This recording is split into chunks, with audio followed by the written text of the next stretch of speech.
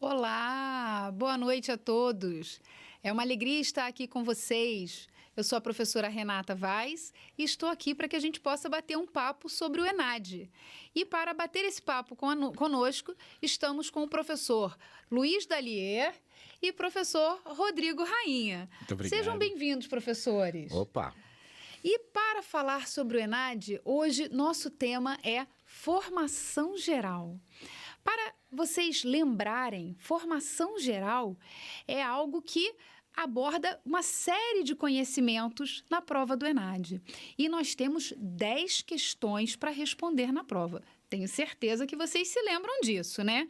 Dessas 10 questões, 2 são discursivas e 8 são objetivas.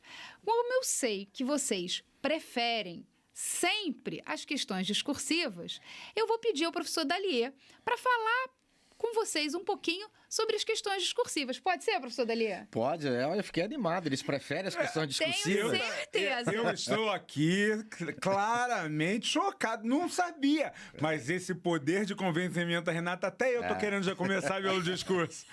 Esse é o ponto. Vamos lá, então? É bom lembrar que as questões discursivas da formação geral vinham logo no começo. Antigamente não, elas vinham no final. Então, das 10 questões de formação geral, 2 são discursivas e elas são as primeiras. Pelo menos, recentemente tem sido assim. E por que a gente chama de questão discursiva? Por que o edital do ENAD chama de questão discursiva? É porque você precisa discursar, no sentido de escrever sobre alguma coisa. Mas não é descrever alguma coisa, narrar alguma coisa. As questões discursivas, geralmente no enunciado, elas têm texto base, 1, 2 textos base, pode ser texto escrito e também texto com linguagem não verbal, ou seja, uma charge, uma caricatura.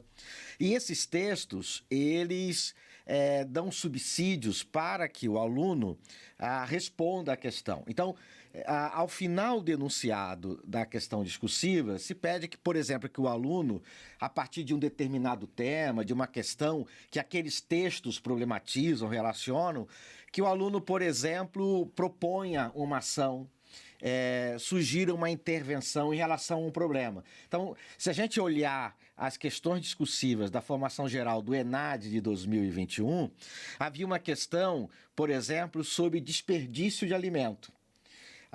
Então se pedia que fosse apresentada propostas, intervenções, algo educativo para se evitar o desperdício de alimento. Havia uma outra questão que trabalhava a questão de educação também.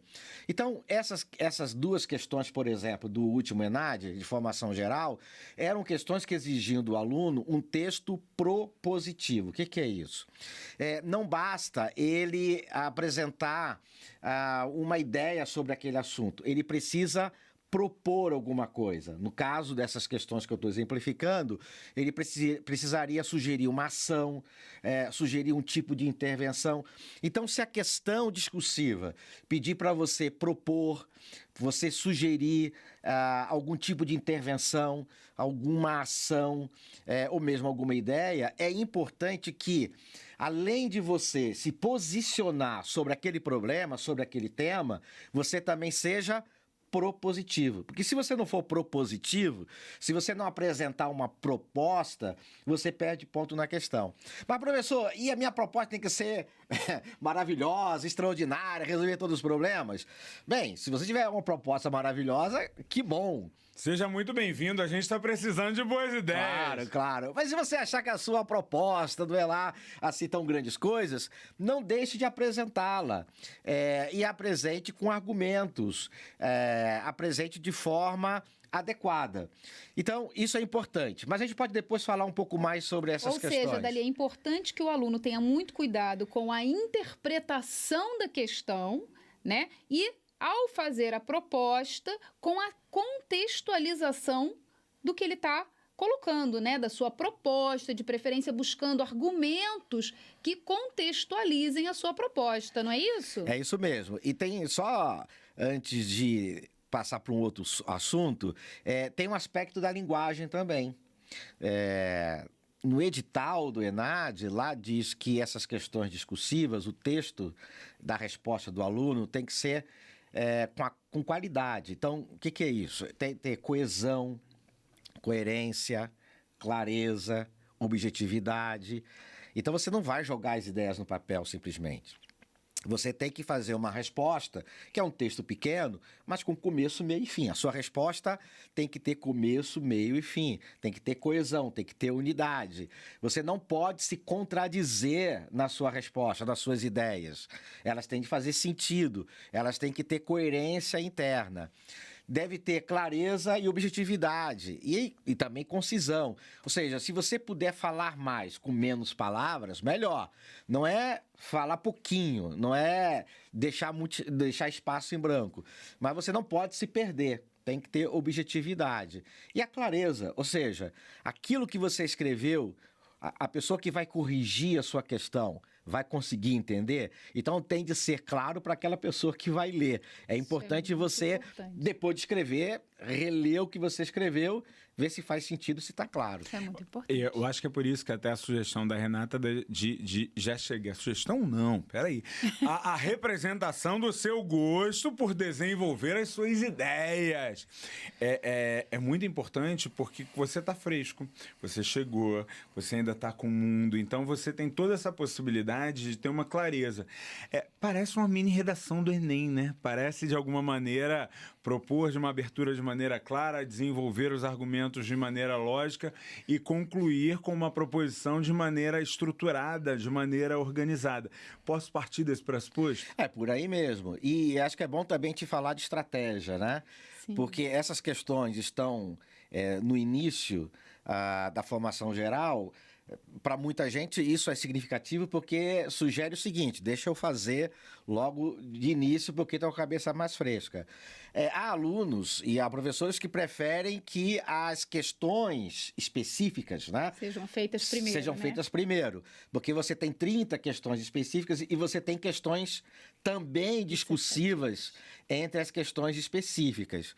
Então essa pode ser uma estratégia. Você investir inicialmente o seu tempo de prova nas questões discursivas de formação geral e nas questões discursivas de formação específica. De formação específica. Agora, as pessoas que são mais travadas, né, para escrever, têm muita dificuldade e vão responder à questão discursiva e trava, não consegue caminhar, então deixa lá a questão discursiva e vai responder as questões objetivas. E depois você volta. O cuidado que tem que ter é realmente na administração do tempo. Então, você tem que entender o seguinte, que mais ou menos 1/3 das questões é de formação geral, né? 1/3 para menos. Então, você não vai gastar tanto tempo assim nas questões de formação geral. É verdade. E também você tem que ter o cuidado que se você deixar as questões discursivas, sejam questões da formação geral ou questões da formação específica para o final, você tem que levar em conta que, além de pensar o que você vai escrever, você vai escrever. Sim. Né? Você vai ter de escrever. Então tem que ter o tempo mínimo para você escrever. Não adianta você reservar 15 minutos no final para responder todas as questões discursivas. Você não vai conseguir, ainda que você tenha tudo aqui, ó, sei lá, baixou o santo em você, ou por osmose você tem a resposta, ainda assim você não teria tempo para escrever. E não é só escrever, eu acho pensar. Que teologia e biologia nem esse ano, é melhor não arriscar, não. Entendeu? Esse ano é gestão, é direito, é melhor não arriscar, não, pois entendeu? Tem alguns dados que a gente precisa pensar que é essa questão do autoconhecimento. Quem sou eu? Quem sou eu para fazer a prova? Eu tenho o raciocínio mais rápido? Eu tenho raciocínio mais lento? Eu prefiro que mais informações cheguem para eu estar mais à vontade? E não, eu faço muito rápido. Faz muito rápido, então aproveita, fica calmo. E faz logo essa questão. O ENAD, ele não é diferente de várias provas que você vai prestar na sua vida. Então, a gente chega lá, momento ENAD, não, vou fazer isso. Você está fazendo isso para você. Primeiro que você está tendo uma oportunidade de estar mensurando como é que está a qualidade do seu curso, fortalecendo o seu curso, se entendendo. Segundo, você está se preparando em condições reais, com uma certa pressão para você depois, para concursos que você vai tentar... não faço concurso, já sou concursado, eu não quero isso. Você faz provas internas, provas externas, você faz certificação. Se você não lidar... É muito importante também, né, Rainha, que o aluno possa mostrar como a instituição aonde ele estudou se diferencia perante as demais no mercado, né? É porque ele leva o nome junto, né? Exatamente, é o que a gente chama de sobrenome acadêmico, né? Você vai levar isso para o resto da vida. Lá nas redes sociais, sempre aparece aonde você estudou. Né? Então, eu estudei na instituição tal, na universidade tal, na faculdade tal. Isso é para sempre. E se essa instituição de ensino tem um bom conceito, você vai ter sempre aquele orgulho de dizer, né? O meu curso é conceito 5, o meu curso é conceito 4, é conceito 5. Ninguém quer dizer assim, poxa, o meu curso não teve um bom conceito. Né? Então, como é que eu faço isso? Como é que eu contribuo para que o meu curso tenha um bom conceito? Fazendo uma boa prova. E isso cabe a nós, né? Nós que somos alunos, nós que estamos ali diante daquele exame, é o nosso momento de mostrar como fizemos um bom curso, como tivemos um bom aproveitamento e vamos poder mostrar isso para o mercado. É a forma que nós temos de mostrar ao mercado que fomos bem formados, que estamos bem preparados. Não é isso? Com certeza. Quer ver como é que formação geral, Renata, tem a ver com isso? Se as pessoas não entendem, dali estava muito bem colocando a questão daquele momento, mas você vai fazer a discursiva específica. Você acha que isso é uma boa formação geral que você vai fazer? Eu tenho certeza que não. Vai. Você vai fazer todo o seu olhar lá para as questões próprias do curso. O tempo todo, muitas das questões, quanto mais informações e sistematizado você tiver, mais facilmente você elabora e você lida com as questões. Formar, a gente tem um equívoco muito grande. A gente fica muito preso à técnica, eu vou fazer, eu vou apertar. Não, eu preciso estar lidando o tempo todo com formação geral como algo que se eu valorizar, se eu estiver bem, se eu disser assim, como eu cresci, como eu desenvolvi ao longo desse tempo, o que eu estou ouvindo, o que eu estou... A prova é daqui a pouco, tá preparado? Já preencheu as coisas, já fez tudo, tá ali, já sabe onde vai fazer a prova, tá bem? Já preencheu o questionário do estudante? A gente não pode esquecer, o prazo termina no dia 26 de novembro. Não é isso? E não adianta largar pra você 26 de novembro, 10h30 da noite, pra saber pra onde é a prova, não. É verdade. Se prepara, organiza. Se eu tenho uma valorização do meu direcionamento, das minhas potencialidades, conhecimento, cara, tudo muda. Tudo constrói de uma outra maneira. Você quer ver? Vai lá, pensa no que normalmente é apontado que tem nos conhecimentos gerais. O que pedem para eu conhecer? Será que eu não sou capaz de pensar sobre isso? Me ajuda, Renata. Qual você acha do seu olhar, da inspiração? O que você acha que vai estar caindo? O que é pule de 10? Pule de 10 é velho, né? Qualquer Ninguém tema. Nem reconhece essa. É aposta, tá, Olha, gente? Coisa antiga. Eu vou dizer uma coisa para vocês. Qualquer questão que caia vai estar direta ou indiretamente relacionado com direitos humanos. Isso é importante. Olha só, eu sei que o pessoal pode mandar pergunta pra gente aqui, não pode? Pelo chat? Pode. E aí, gente? Legal. Então, sobre a questão discursiva ainda, os direitos humanos, eles têm a ver com um tipo de eixo norteador das questões discursivas. Galera, sabe o que significa?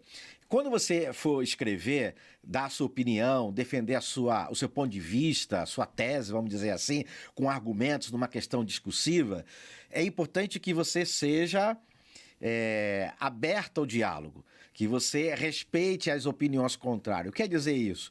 Quando você tiver uma afirmação sobre um determinado ponto de vista que você tem, essa afirmação não pode ser ofensiva. Essa afirmação não pode ser algo radical, extremado. Você pode ser firme naquilo que você entende que é o adequado, que é o correto, no seu posicionamento, mas a posição que você assume, ela deve dar abertura para aquilo que é contrário, né? Para aquilo que é contraditório. Então, é uma linguagem que deve dar abertura ao diálogo. Então, todas as vezes que a gente escreve uma redação, isso no ENAD, inclusive isso também no Enem, quando o aluno está no final do ensino médio, e ele desrespeita os direitos humanos, e parte dos direitos humanos tem a ver com diálogo. tem a ver com comunicação, tem a ver com liberdade de expressão. Mas isso quer dizer que a liberdade que você tem não é a liberdade para você agredir ao que tem opinião contrária.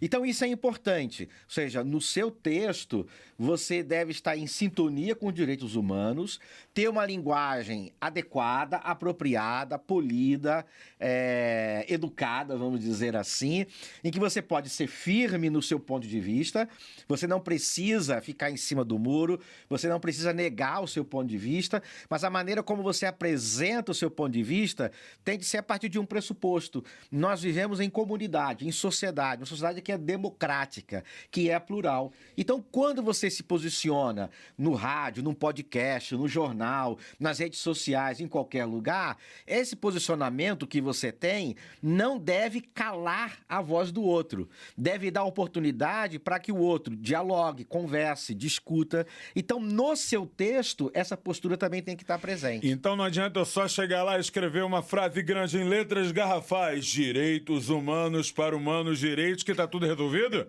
Não é por aí. Professor Rainha, o senhor que é um especialista em história, né? Conhece muito, né, de história, de geografia, aproveitando aí a deixa do professor Dallier, considerando todas essas questões que envolvem multiculturalismo, sociodiversidade, estabelecendo aí uma ligação com a questão dos direitos humanos. Como é que o senhor pode dar aí umas dicas para os nossos alunos para fazer um texto, né, coeso, coerente, que possa estar abordando essas questões? Muito bem. Vamos lá, primeira coisa, senta aí. Você, tá me ouvindo? Senta. Pare e preste atenção. Então, não fica gritando, reclamando, não, pro bem ou pro mal. Calma. Me ouve. Vamos começar com uma arrumação bem clara. Direitos humanos. De onde surge o debate sobre direitos humanos? A gente precisa notar que conforme foi sendo desenvolvido dinâmicas de uma sociedade contemporânea, mundo industrial, pessoas vivendo em cidades, as comunidades que o Dallier estava apresentando, elas foram crescendo, maiores as dificuldades, você vinha de uma sociedade onde você partia da ideia de privilégios. A ideia de que a nobreza tinha determinados privilégios e os demais não tinham esses direitos. Você começa, a partir daí, de movimentos como da Revolução Francesa, Primavera dos Povos, você começa a discutir como eu posso garantir, primeiro, juridicamente, que todos tenham uma mesma condição. Mas acontece que a gente não teve jeito. E aí a gente mergulhou. Primeira Guerra Mundial, Segunda Guerra Mundial, processos de exploração. Ao final da Segunda Guerra Mundial, professora Renata Weiss, que esse sobrenome denuncia de maneira clara, os russos e os americanos encontraram campos de concentração em situações absolutamente terríveis. Quando se foi ver qual era a situação dos órfãos da Segunda Guerra Mundial, era um choque. O que seriam feito, como poderia atuar naquelas crianças. Muita gente ouve que o século XX é o século da pedagogia. É, muitas vezes, pela própria iniciativa de dizer nós não podemos mais. Daí, quando você constitui a ideia de organizar as nações e dizer precisamos propor de maneira clara uma forma de evitar esse tipo de movimento, valorizar direitos humanos, fazer uma declaração direitos humanos, fazer uma declaração voltada às crianças de forma específica nos direitos humanos, criar signatários, criar um organismo internacional como a OCDE, voltado ao desenvolvimento para que novos eventos como esse não voltem a acontecer. Você vai dizer assim, nossa, agora deu jeito. Claro que não. Continuamos com processos de Guerra Fria, novos conflitos, signatários, não signatários. Temos aí o contraponto. Mas espera aí, professor. A partir do momento em que a ONU se impõe as minhas formas culturais, a maneira do meu povo se organizar, aos meus interesses, não é uma intervenção, não é uma imposição ocidental dos valores à minha cultura? Bom ponto, isso é um argumento legal. Sim, a base inicial dos direitos humanos dialogava diretamente com preceitos que foram morais e que passaram, desde então, a serem rediscutidos, universalizados, colocados, para que ele justamente dissesse onde é o nosso limite, onde a gente não pode ir. E aí um dos pressupostos que passa a estabelecer é Quem não pode interferir? Eu preciso cuidar dos homens para que homens não façam, para que as sociedades não façam, para que as mulheres tenham condições de terem direitos iguais? Sim, mas quem está no limite? Daí eu passo a olhar para o Estado. Vendo processos que ditadores da Guerra Fria estabeleceram, vendo a década de 80 e os horrores que voltaram a acontecer no Oriente Médio, eu começo a dizer o seguinte: quais os limites da ação? E aí os direitos humanos passam a olhar para o papel fundamental do Estado. E aí muita gente hoje estranha quando o foco dos direitos humanos fica muitas vezes no controle do Estado, na questão da ação policial, na questão da violência, vai dizer assim, mas os outros... Você passa a lidar no coletivo com essas ações desse estado de manutenção, de proteção. Você pode até discutir, precisamos de novos mecanismos, quem sabe um modelo mais decolonial, tirando as dinâmicas do Estado-nação. Ok. Você pode dizer os direitos humanos foram perdidos dentro de discussões tradicionais. São bons argumentos, como Dalia colocou, que eu vou discordar, você vai discordar, mas que eles estão vivos no nosso debate. Eu posso observar isso nas questões e ver a história dos direitos humanos, a maneira como eles estão colocados, e isso se torna uma questão que não vai estar presente somente na prova específica de conhecimentos gerais, não. Vai estar lá na administração, vai estar lá no direito, porque é uma concepção fundamental. Vivemos em sociedade, precisamos garantir direitos. No Brasil, com a Constituição de 88... passou a ser considerado direito fundamental. E aí você vai estar falando o quê? O que eu estou dizendo? Estou dizendo assim, não dá para discutir escola. Eu tenho que ter esse acesso.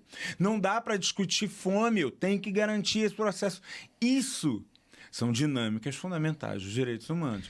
E sem isso, não tem nem conversa. E acho que é importante, né, quando você fala, por exemplo, do pós-guerra, historicamente está muito relacionado com os direitos humanos. E uma motivação interessante, não é a única, é a cultura de paz, né? Ou seja, construir uma cultura de paz. Então, os direitos humanos têm a ver com um processo, que é o processo de construção de uma cultura de paz.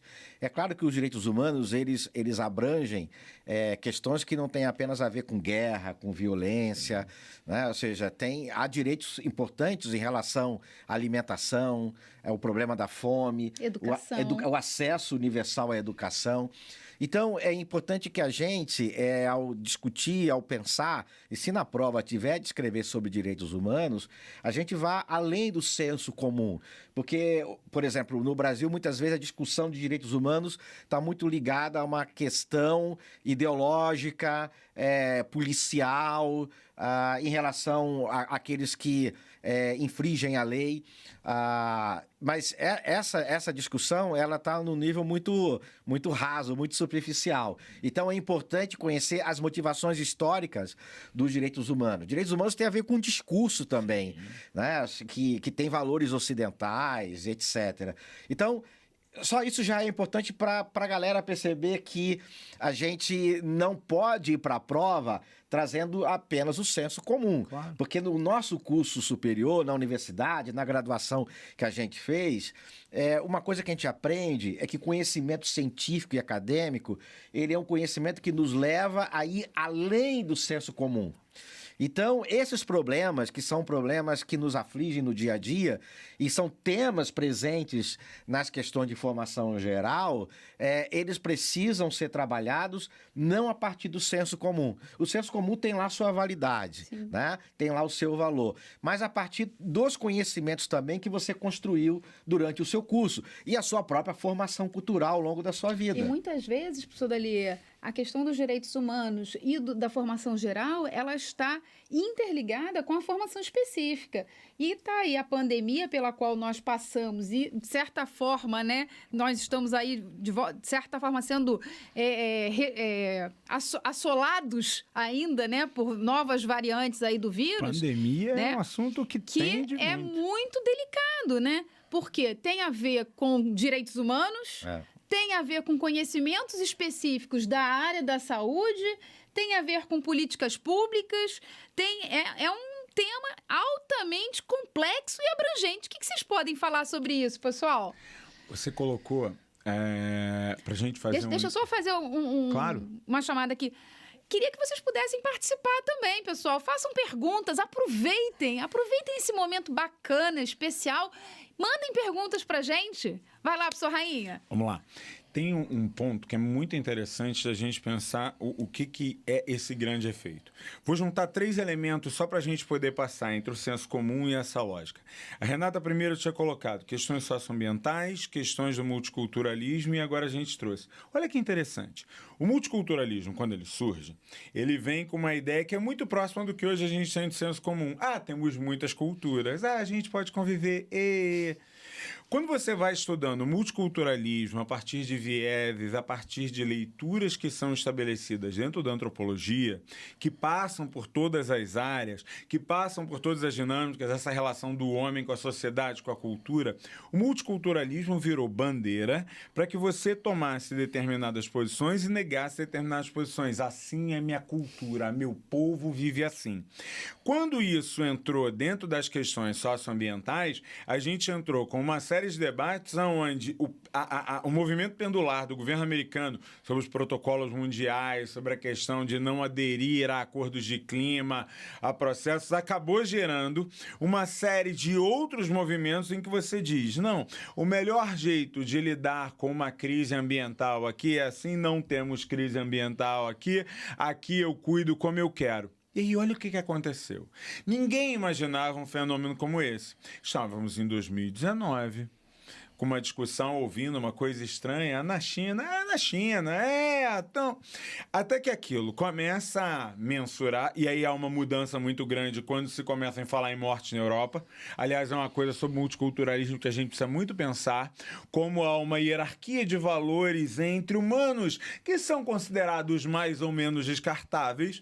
E aí, quando começam a morrer as mortes na Europa, o medo, a disseminação, quando você começa a chegar nos meios, a capacidade, como é que você vai ver, temos o quê? Uma grande ação sanitária? Não, temos uma crise política. E repare, não estou falando de Brasil, estou falando no mundo. Não, a OMS pode discutir, a OMS não pode discutir. Quem pode discutir, quem tem... Isso tem a ver com todo esse histórico de discussão. É a grande coisa da gente pensar. Os temas, as informações, elas se relacionam. Quando a Covid ela se materializa como um problema, a gente, no primeiro, tem a negação.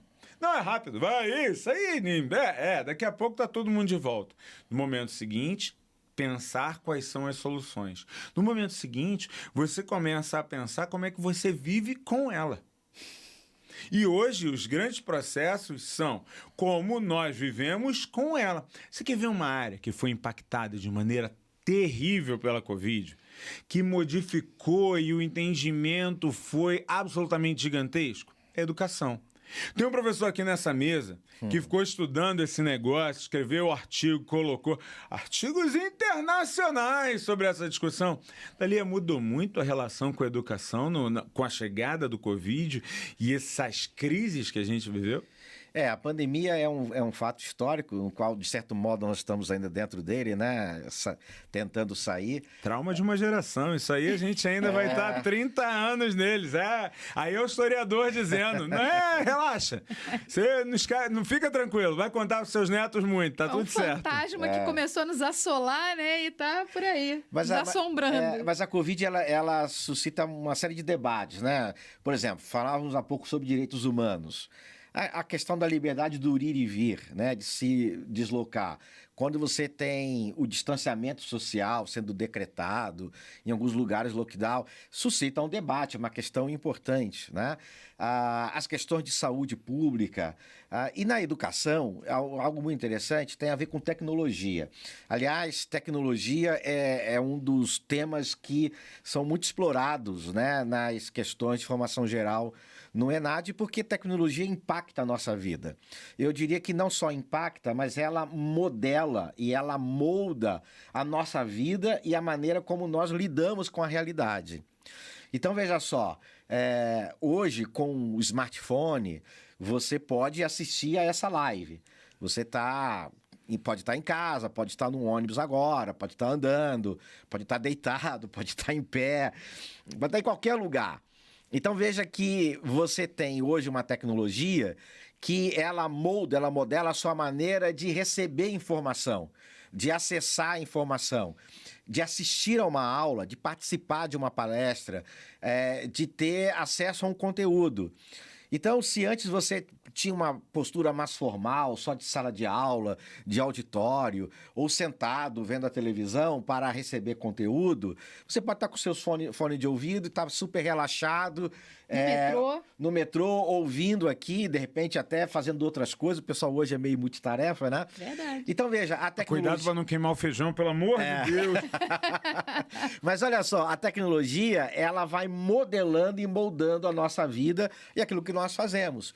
E a educação, na pandemia, ela radicalmente foi impactada, moldada, modelada pela tecnologia, porque mesmo aqueles professores e alunos que em sala de aula presencial eram resistentes à mediação tecnológica na educação, eles se viram forçados e obrigados a estudar ou a dar aula em plataformas de videoconferência. Então, a tecnologia durante a pandemia quase... Eu não vou dizer que de maneira democrática ela afetou a educação, porque, infelizmente, muita gente não tinha acesso à internet. Esse é um ponto importante, né, que tem a ver com equidade, com a questão da justiça social. Ou seja, nem todo mundo tem acesso à internet boa, nem todo mundo tem um bom smartphone, nem todo mundo tem um bom plano de dados, né?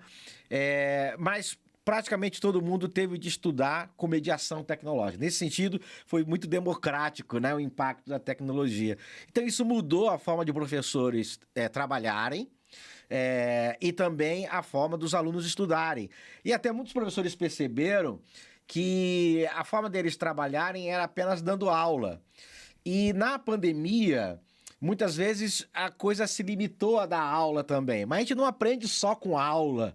A gente pode aprender com podcast, com videoaula. Adoro podcast, pode Pois mas a gente pode aprender com uma série de outras atividades, como games. A gente pode aprender com as chamadas metodologias ativas. E as tecnologias possibilitam isso. Eu posso estar com o professor interagindo e ter não só um game, mas ter um aplicativo que torne mais interessante a lista de exercícios, né? Ou uma dinâmica para estudar.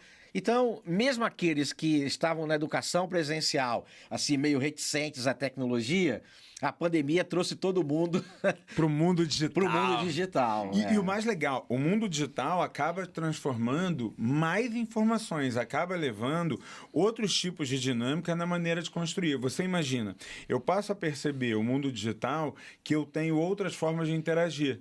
Esse novo fenômeno de interação, ele muitas vezes ele gerou uma crise. Por quê? Porque a partir do momento em que a minha interação não precisa mais da materialidade, eu consigo um grupo que valide qualquer coisa. Até as informações mais sem sentidos. A ideia de você trabalhar com as informações, a ideia da gente poder pensar sobre isso.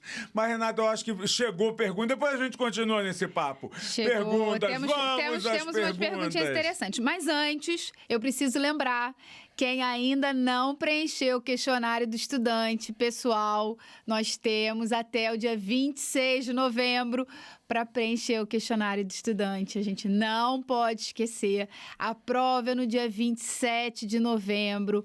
Os portões irão fechar às 13 horas, então é importante que vocês cheguem no máximo até às 12h30. E não esqueçam, é preciso levar um documento de identidade com foto.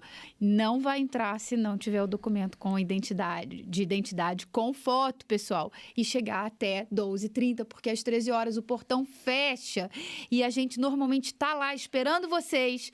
E já cansamos de fazer de tudo. Estacionar carro, manobrar carro. Mas 13 horas o portão fecha. Como é que a gente vê onde faz a prova, Renata? Pegando o cartão de inscrição que vai estar disponível no site do INEP, tá bom? Depois do dia 16 de novembro. Do dia 16 até o dia 27, o cartão de inscrição vai estar liberado no site do INEP. Mas se eu não quiser, eu não vou na prova não, né? Não, tem que ir. É obrigatório fazer a prova. A prova é um componente curricular obrigatório e quem não fizer a prova fica irregular e não vai poder colar grau. E aí não vai poder pegar o diploma. Só depois de 1 ano é que aí vai poder regularizar a sua situação junto ao INEP para poder ter direito a colar grau. Então, pessoal, precisa fazer a prova, ok? Então vamos lá, vamos à nossa perguntinha? Olha, a Patrícia de Carli fez uma pergunta. Ela pergunta assim: em conhecimentos gerais e atualidades, você acha que vai cair algo sobre o processo eleitoral de 2022? Sobre esse patriotismo exacerbado e ações antidemocráticas? Professor Rainha, acho que essa bola é sua. Sim e não. Vou explicar. O processo que a gente está vivendo é fruto de um processo. E isso é muito importante a gente perceber. Não existe possibilidade de eu interpretar um fenômeno somente fechando ele ali para tudo, de Revolução Francesa ao processo eleitoral de 2022. Então eu preciso retomar para poder discutir. Qual é a grande discussão? Dentro das dinâmicas políticas nacionais e internacionais, uma mudança do perfil. Se passamos durante um tempo por perfis menos belicosos, onde essa métrica atendia aos centros, você tem nos últimos 10 anos no mundo, não estou falando dos últimos 10 minutos, nos últimos 10 anos do mundo, o aparecimento de novas dinâmicas, novos grupos que se constituem, muitos deles de maneira positiva, muitos deles de maneira negativa. Exemplo, nós temos novas mobilizações de Ku Klux Klan mundiais. Olha isso. Você tinha um movimento que era entendido de maneira muito circunscrita e hoje já é tido como um movimento, para quem não conhece, é um movimento violento, racista, norte-americano e se torna um movimento mundial. Por outro lado, eu com fenômenos da rede, eu tenho processos típicos que vão estar me permitindo dizer vidas negras importam, no movimento que surge também nos Estados Unidos e que vai estar colocando sobre como isso normalmente é trabalhado ou gerado. Então, sobre o pleito, não, a prova já estava pronta. Sobre os movimentos que você está tendo agora, não, a prova já estava pronta. Mas sobre o processo que me leva a discutir isso, é fundamental. Você quer ver? Tem tudo a ver com o que eu ia perguntar, que eu ia ao Dali há poucos segundos atrás, e olha que legal. Dali, esse negócio de fake news, isso é questão de prova ou na prova está proibido fake news? Não, prova pode tratar de fake news, sim, porque esse é um fenômeno, vamos dizer assim, mundial, né? Até o termo em inglês faz jus, porque já que a língua inglesa, de certo modo, é uma língua global ou globalizada, né? O termo fake news, que significa notícias falsas, alguns preferem chamar de mentira, outros usam como narrativas, né? Hoje em dia há disputas de narrativas, mas a fake news não é um fenômeno novo, vamos dizer assim, né? Ou seja, você ter informações, notícias que não são verdadeiras, ou que são distorcidas, ou que são parcialmente verdadeiras, isso existe há muito tempo. A questão é que a tecnologia, por exemplo, ela potencializa a disseminação das notícias. Porque antigamente, se você tinha notícia falsa, ou se não fosse a fofoca, o famoso boato, o interesse pela vida alheia, você teria uma notícia falsa no jornal, no rádio, mas é um pouco complicado, né? Porque se aquela notícia de fato depois se comprovasse falsa, aquilo afetaria a credibilidade daquela emissora. Eles teriam um pouco de problema, provavelmente. Mas hoje a chamada notícia falsa, a fake news, as narrativas que são criadas, elas circulam facilmente, não nos sites noticiosos, mas nos grupos de WhatsApp, ou seja, nos aplicativos de mensagem. Então, essa disseminação, como nunca se viu, de fato, esse é um fenômeno atual, global, em que em poucos segundos uma notícia, uma informação, um factoide, um fato inventado, ele pode se espalhar. E pode ser uma fake news, uma notícia falsa, a partir de algum evento, a partir de um fato, a partir de uma determinada interpretação ou de uma coisa que realmente foi inventada. Então, essa é uma questão bastante interessante que pode trazer. E a outra questão em cima dela é: quem é que define o que é fake news? Ou seja, quem é que tem a autoridade, quem é que tem a palavra para dizer que tal coisa é verdadeira ou não? As pessoas diziam assim: olha, contra fatos não há argumentos. Bem, mas os fatos podem ser interpretados, podem ser vistos de ângulos diferentes, o mesmo fato pode ser vivenciado de forma diferente. Então, quem tem namorado, namorada, de repente vocês vivenciam o mesmo fato e os dois têm visões, opiniões completamente distintas em relação ao mesmo fato. Eu lembro de, assim, um exemplo que eu gosto muito de dar para os alunos sobre essa questão é você tem uma briga entre o seu parceiro, sua parceira, e aí dentro dessa briga você em algum momento ouve o outro lado dizer assim, como você tem coragem de dizer isso para mim? E a pergunta que você faz a você mesmo é, o que eu falei? Porque justamente isso, o que de impactante você tem? Isso é disputa de narrativa, isso é criação de narrativa. Vou pegar um exemplo. Desculpa, não, por favor. Não, o que eu ia tentar trazer o viés é o seguinte, dentro dessa perspectiva, né, da questão das percepções diferentes, das interpretações diferentes, se a gente consegue ter essas divergências de opiniões com as pessoas com as quais nós nos relacionamos pessoalmente, seja o namorado, a namorada, o marido, a esposa, imaginem, no ambiente de trabalho, no qual nós passamos tantas horas por dia com pessoas que não necessariamente nós temos as mesmas afinidades afetivas, né? E que hoje, né, podem ser as pessoas das mais diversas culturas possíveis, né? Afinal de contas, esse processo de globalização faz com que a gente possa estar trabalhando com pessoas dos mais diversos lugares. Que bom, né? Não, é maravilhoso. Sim. A gente tem a oportunidade de aprender muito de todas as coisas, né? Mas a gente também tem que aprender a ver por outros ângulos, não é isso? Não, eu ia dizer o seguinte, é verdade. Agora, quando a gente pensa em fake news, tem a questão factual, né? Ou seja, a fake news, ela se caracteriza por não ser, de forma honesta, né? Equivalente, fiel, na medida do possível, a um determinado fato. Então, as checagens são importantes, né? Ou seja, checar se um determinado fato é verdadeiro ou não. Então, se a informação, se a notícia sobre um remédio que cura determinada doença, sobre um evento que aconteceu em tal cidade, sobre um fenômeno que ocorreu em tal lugar. É preciso checar. Então, quando a fake news tem a ver com eventos, com fatos, com fenômenos, é importante o processo de checagem. Hoje existem agências que se propõem a fazer checagem. Os órgãos de imprensa procuram também fazer checagem. Então, esse é um ponto importante. Agora, uma outra questão que é muito problemática são as guerras de narrativas. Mas a gente precisa também ter o cuidado para não confundir narrativa com mentira. Sim. Porque a fake news, a mentira, a inverdade é uma coisa. As narrativas, ou seja, as versões, os discursos, que tem a ver com aquilo que me interessa, tem a ver com a minha ideologia, tem a ver com o meu ponto de vista sobre um evento, sobre um fato, isso é uma outra questão. Então, na disputa política, no tensionamento do jogo do poder, as narrativas são criadas, são forjadas. E elas podem ter sua legitimidade, porque elas estão no nível do discurso, no nível da retórica e de uma disputa.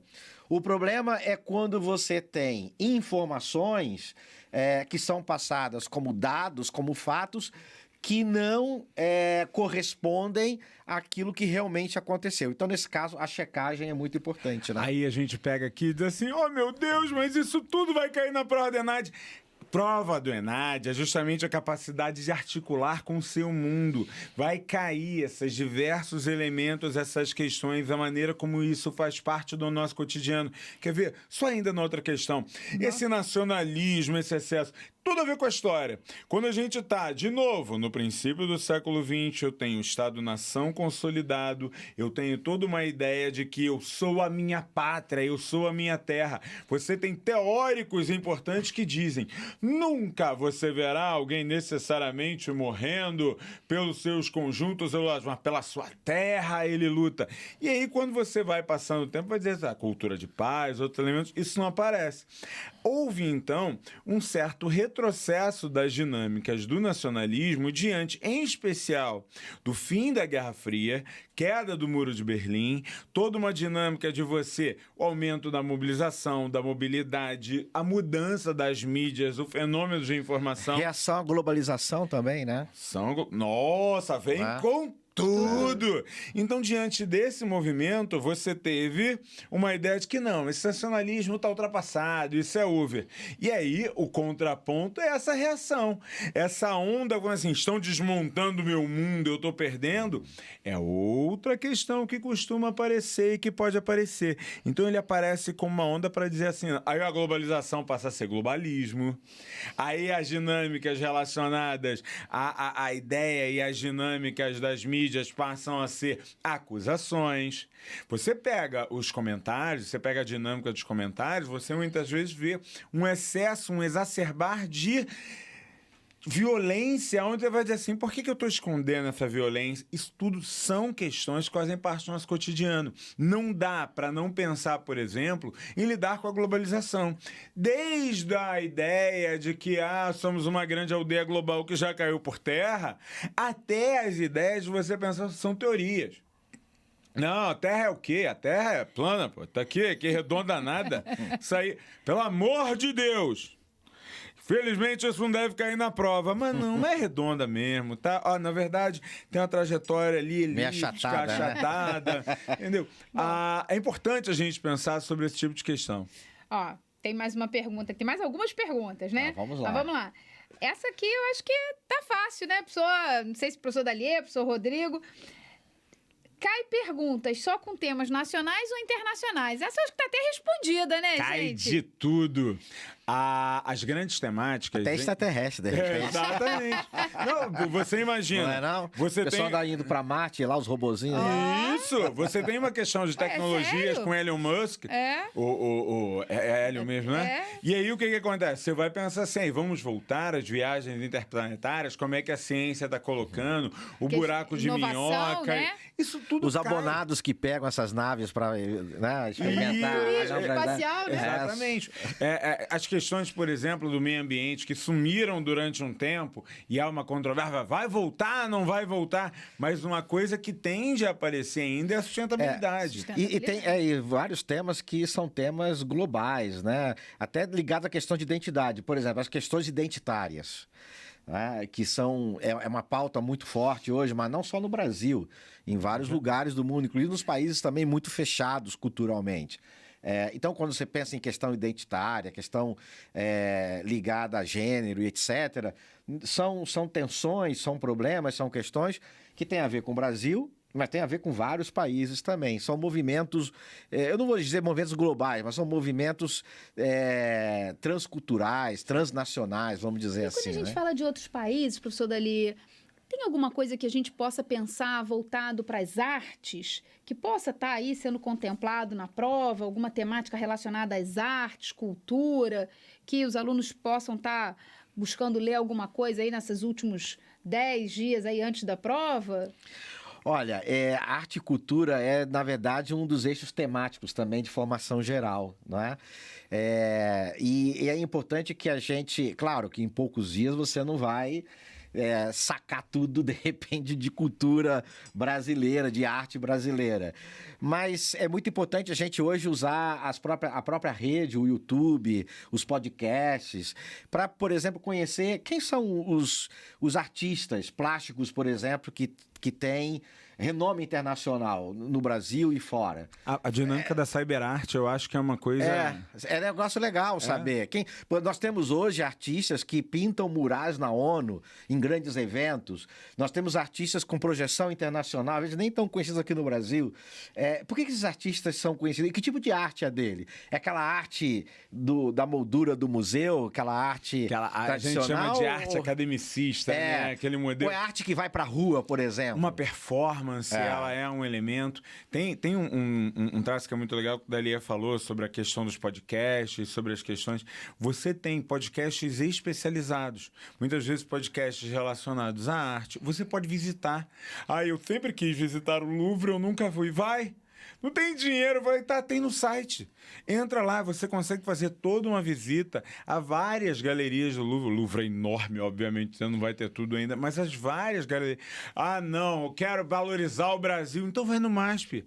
Eu moro no norte. O MASP tem lá fantasticamente disponível para você visitar, conhecer essas coisas. Isso você pode fazer agora. Mas isso, Rainha, é relaxamento ou é estudo? O que você tem que separar? Vou te dar um exemplo. Eu adoro cybercultura, eu adoro a questão da cibercultura, a maneira como a gente lida com esses espaços, como é que você representa, como é que você protege a arte, os NFTs, toda essa discussão. Eu fiz um vídeo para o canal agora, assim, eu só sou um canal.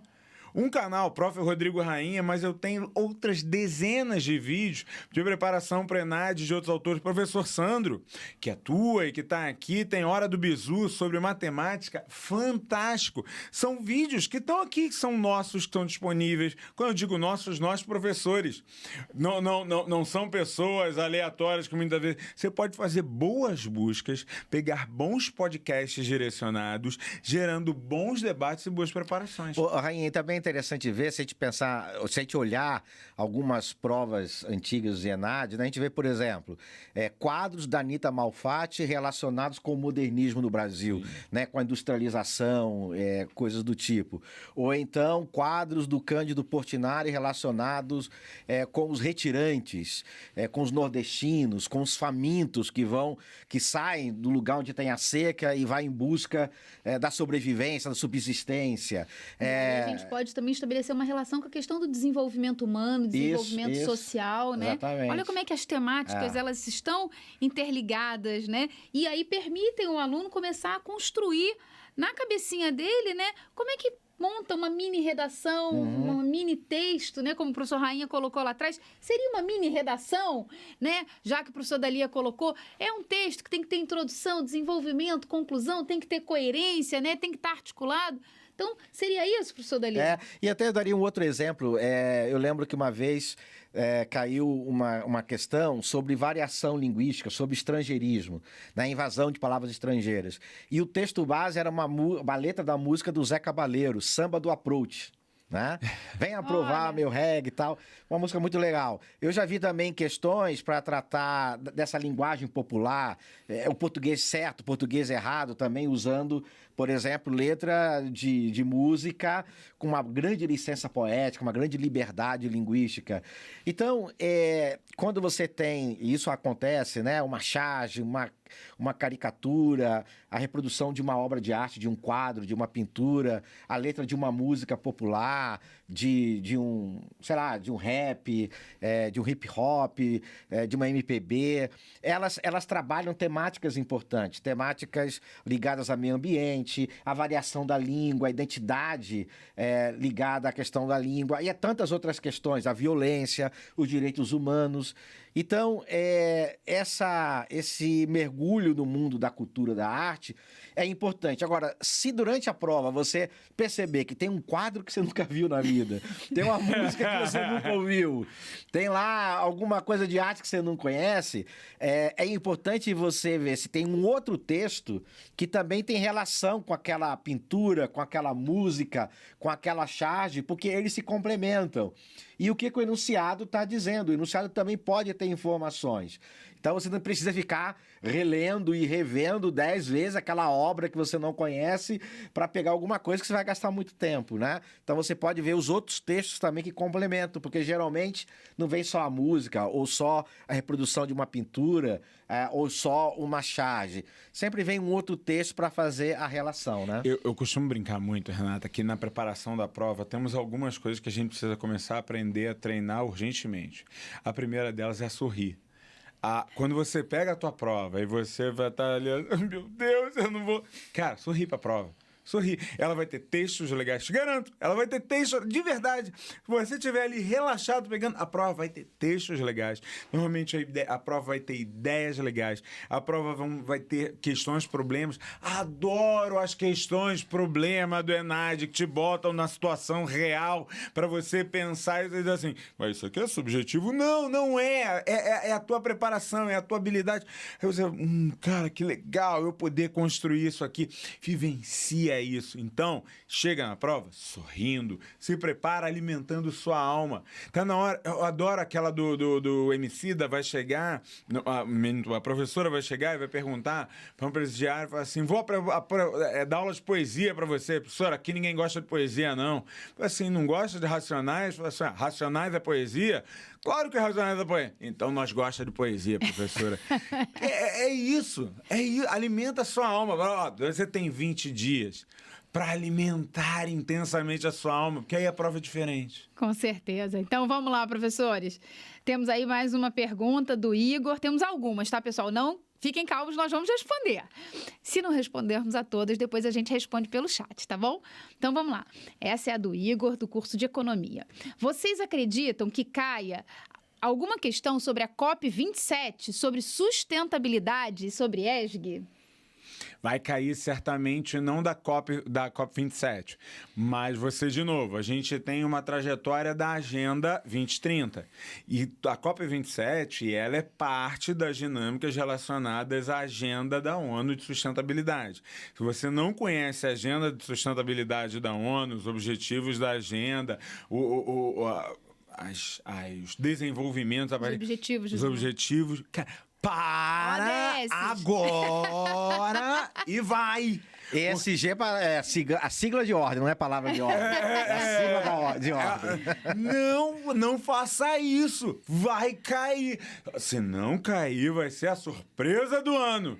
Isso aí é igual o Brasil passar da primeira fase. É certo. Pelo menos a gente torce pro Brasil passar da primeira fase. Vai passar, é certo. E vai lá. Agenda da ONU 2030 sobre sustentabilidade. É fundamental o debate, é o debate da grande agenda, da qual todos esses diálogos, por exemplo, tendem a aparecer. Bacana, professor. Professor Dalia, se eu não passar na prova do ENAD... Mas existe isso? Muito bom, boa pergunta. Vamos lá, gente, não existe isso, tá? Só para tranquilizar vocês, não existe não passar na prova do ENAD. Agora, existe sim o compromisso de todos vocês em tirar uma boa nota na prova do ENAD. Como nós explicamos mais cedo, né? A nota que vocês vão tirar é a nota que o curso de vocês vai ter. Então, todo mundo quer que o curso tenha uma boa nota, porque essa é a nota que vocês vão levar para vocês, né? Na trajetória de vocês, na vida acadêmica de vocês, para o futuro profissional de vocês. Vamos lá, professor. É porque eu gosto muito de deixar claro uma coisa que os alunos não têm claro. Vamos entender. Quando o Brasil entrou nos mecanismos internacionais de acompanhamento de educação, a gente precisou criar engrenagens para poder entender como estava a nossa educação e para onde ela precisa ir. Muita gente imagina que ENAD é ranking, que ENAD é número, que ENAD é forma. O ENAD está juntinho com o ENEM, que está juntinho com o IDEB, que está juntinho com sistemas nacionais de avaliação. Esses sistemas nacionais de avaliação, quanto mais seriamente você faz a sua prova, quanto de maneira mais cuidadosa você dá melhores subsídios para que a educação nacional possa estar vendo quais são as demandas, quais são as necessidades. As avaliações em larga escala, a Dalia pode falar muito bem nessas questões, as avaliações de larga escala, muitas vezes elas são críticas, mas ainda são um mecanismo eficiente dentro das dinâmicas atuais para que você possa traçar políticas públicas, pensar na educação. Como é que eu sei que meu curso foi bom ou não foi bom? Faça com seriedade, faça o melhor possível. Eu estou muito tranquilo. Sei que tem um curso muito bom, mas você precisa se provar. Então, lide com essa seriedade, eu acho que é a diferença.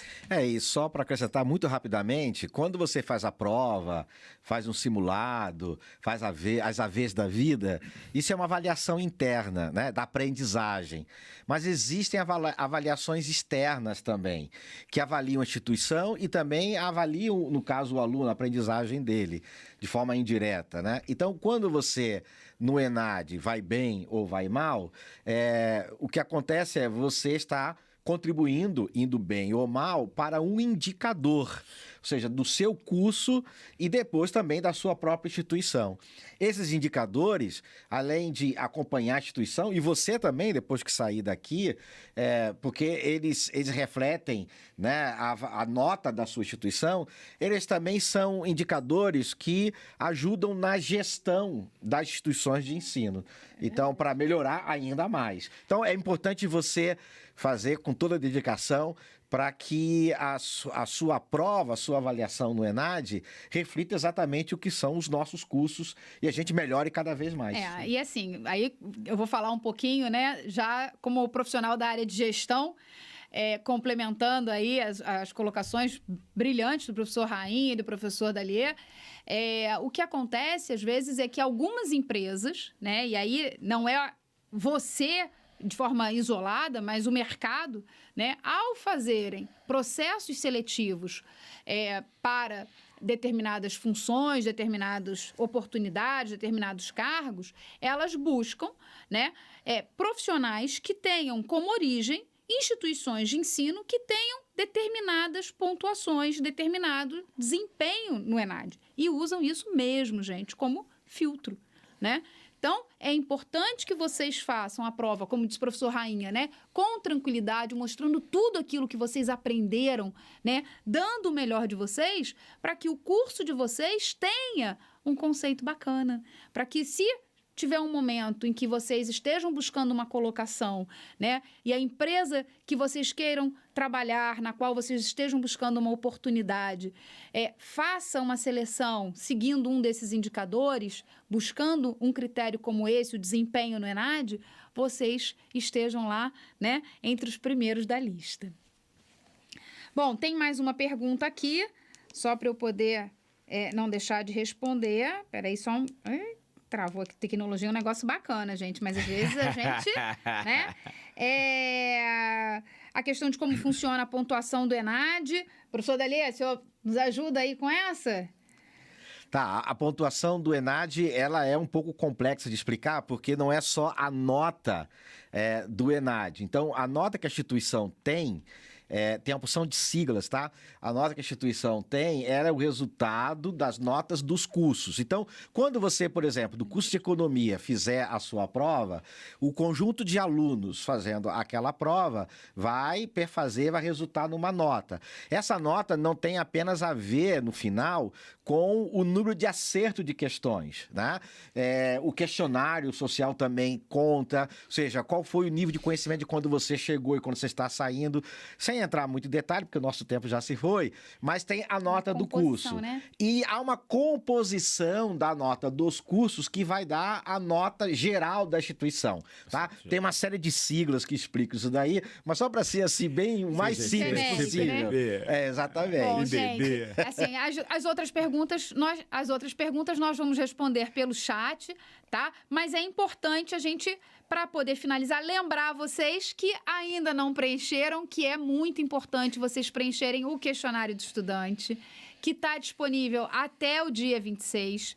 O questionário do estudante, ele traz perguntas que vai permitir vocês avaliarem a instituição, avaliarem o curso de vocês. Então, como o professor Rainha colocou, né? É o momento em que o governo, o MEC, vai ter informações que vocês estão passando sobre a qualidade do curso, sobre a qualidade da instituição. Então, é muito importante que vocês façam isso de forma séria, de forma bacana, porque isso vai influenciar na pontuação de vocês, na pontuação do curso de vocês, né? O prazo é 26 de novembro. E a prova, dia 27. Não esqueçam, os portões fecham às 13 horas. Vocês devem chegar até às 12h30. Tem que levar um documento de identidade com foto. Ok, pessoal? Foi maravilhoso estar aqui com vocês. Professor Dallier, muitíssimo obrigado. Professor Rainha, muito obrigado. Para vocês, uma excelente prova. Estaremos aqui torcendo por vocês. Um abraço e boa noite.